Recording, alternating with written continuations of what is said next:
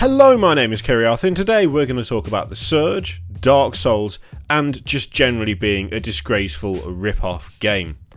Which actually, The Surge isn't. We're just going to address the kind of issue of accusing things of being rip-offs or clones in general, using the specific examples of The Surge and the Dark Souls series. So, The Surge is a brand new game from Deck 13, published by Focus Home Interactive, and it is what I think it's fair to say, a Souls-like. Now, if you're not entirely sure what a Souls-like is, essentially, Dark Souls exists within a genre, and I'd suggest that it exists in the genre of an action RPG.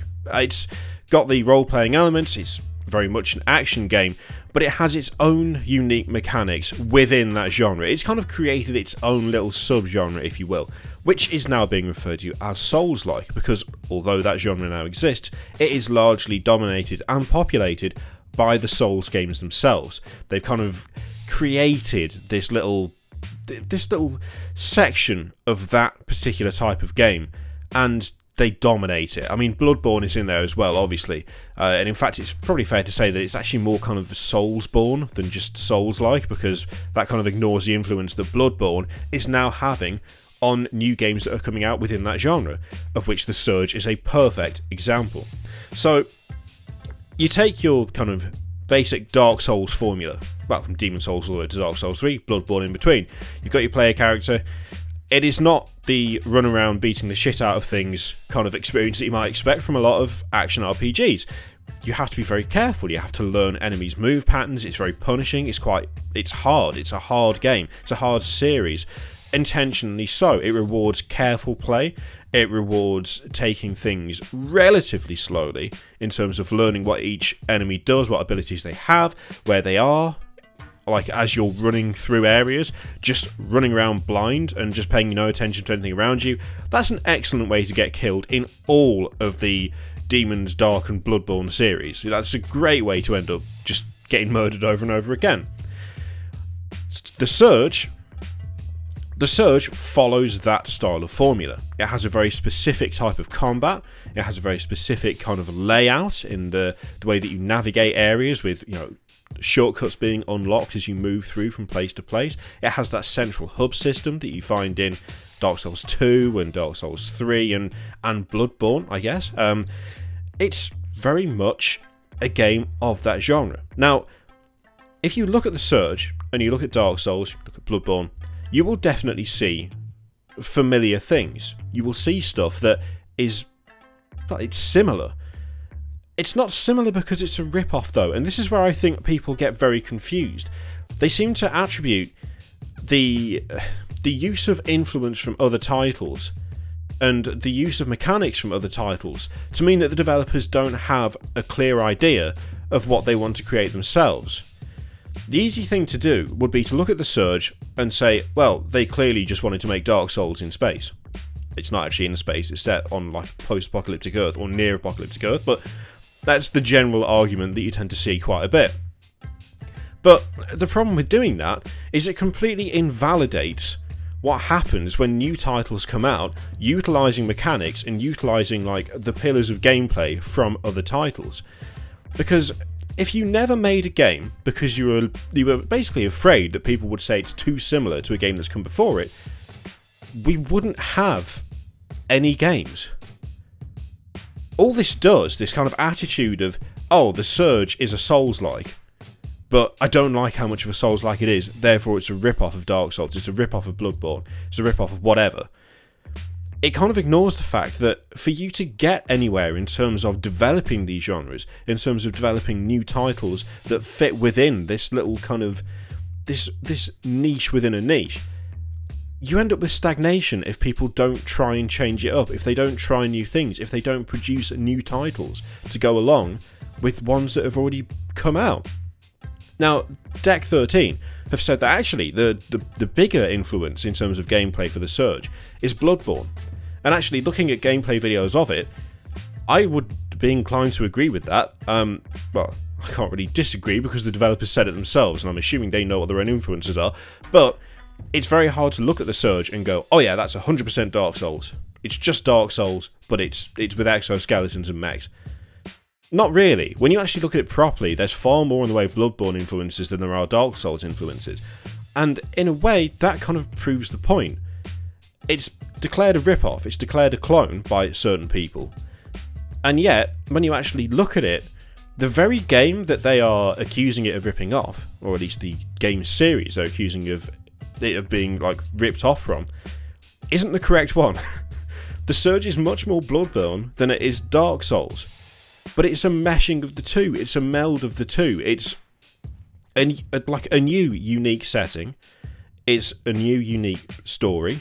It has the same pillars of gameplay from the Dark Souls series and the Bloodborne series, and yet it changes it. It's not exactly the same. For instance, there's just little things. There are small things in the Surge's combat which you can pick up on looking at any number of gameplay videos, and you'll notice immediately that whilst there are those core similarities, I don't recall at any point in Dark Souls, or from what I've seen of Bloodborne, because I never played Bloodborne, I don't recall there being a widespread use of the mechanic of cutting off limbs to acquire weapons. Now, yes, I know, and I did see this genuinely in a comment on an Ask Me Anything that Deck 13 did on Reddit, which made me laugh because it was so misrepresentative the way they put it. This person said they've even stolen the idea of getting weapons off enemies by cutting bits off them. Now, off the top of my head, and I only played Dark Souls all the way through once. I didn't do like multiple runs. No, yes I did. What am I talking about? I did 2 complete runs of Dark Souls. I've done 3 so far of Dark Souls 3. Never finished Dark Souls 2, I just couldn't get into it. But off the top of my head, I can think of maybe 4 instances of cutting limbs off enemies to obtain weapons. Now, I'm not talking about you kill a mob and it drops their weapon, which, I mean, for some mobs in Dark Souls happens frequently, for others it's incredibly rare. I'm talking actually removing a part of the enemy, picking it up and using it as a weapon. I'm pretty sure the gargoyles by the bell tower in Dark Souls 1, I'm pretty sure at least one of those you can chop the tail off. I think, is it Gaping Dragon you can chop the tail off as well and that provides a weapon? I'm sure there's a couple more examples, I just can't remember what they are off the top of my head. But in the Surge, your main method of procuring new weapons is to use a targeting system that targets head, arms, torso, all of that, and chopping those limbs off. It's a risk-reward thing, by the way, because if you do go for chopping limbs off, you don't do as much damage as if you just went in for the kill, which by itself is a departure, quite a big departure from the Souls-like method of combat, which is, well, you're just there to kill it, you're not there to chop it up piece by piece in the hope that you'll get something out of it. There is a mob, you target the mob, you kill the mob, that's how it works. The Surge doesn't operate on that same level. It's got refinements, it's got additions, it's got like an execution system, whereby you can actually perform finishing moves. I mean, there's even small things in there. Like certain moves, if you're by a wall, you will jump onto the wall and jump off the wall to launch an attack at an enemy. I don't recall anything like that, especially in the Dark Souls series at least. And this is the important thing. For all of the cries of, oh, it's a rip-off, oh, it's bullshit, oh, you're just copying. There are so many refinements that you find with games that copy other games. And if you declare everything a rip-off just because the general format is similar, then every game is a rip-off of something. I mean, at this point, what do you even say that StarCraft 2 is a rip-off of? What do you even say that Command & Conquer Red Alert was a rip-off of? I mean, is Call of Duty a rip-off? Is Battlefield a rip-off? Is Titanfall just a rip-off of Call of Duty? I mean, especially the more recent Call of Duty titles, when you're in near-future scenarios, surely Titanfall is just a rip-off of those. Except, it's not like that. It's not as simple as that. It never is.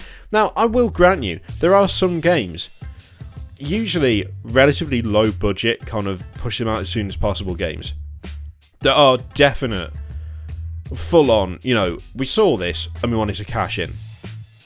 There are games like that. I would brand H1Z1 when that first came out. That was just somehow a worse DayZ clone for me.